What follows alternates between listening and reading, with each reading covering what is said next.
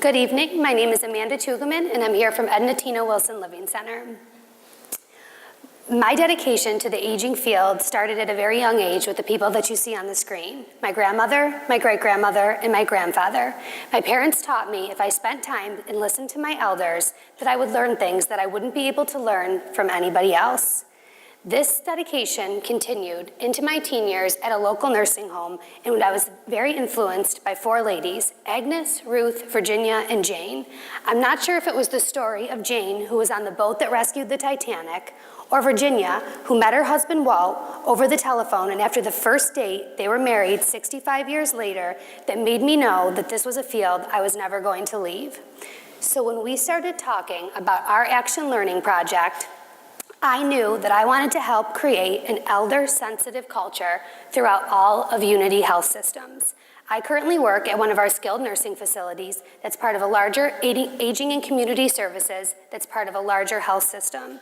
So it is our plan, along with a team of other people, to bring our great elder-sensitive care that we already deliver in our aging and community services to the rest of the health system.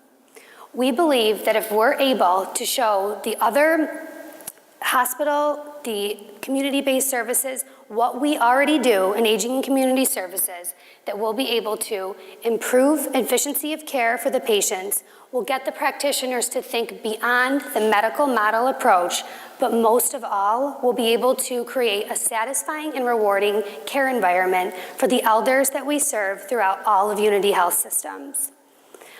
In order to do this, I know there's some things that we need to accomplish. For one, we have to understand our current state of where we are now, explain our ideal state, and identify the gaps in between.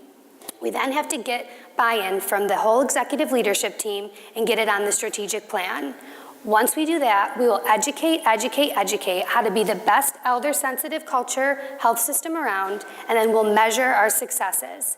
Being a 2013 Leadership Academy Fellow, I learned that the biggest part of moving these projects forward is all about community outreach, not just the community inside of our organization, but also to the community outside of our organization. If we can get those two communities aligned and create a partnership, we'll be able to create an elder-sensitive culture throughout all of Unity Health Systems.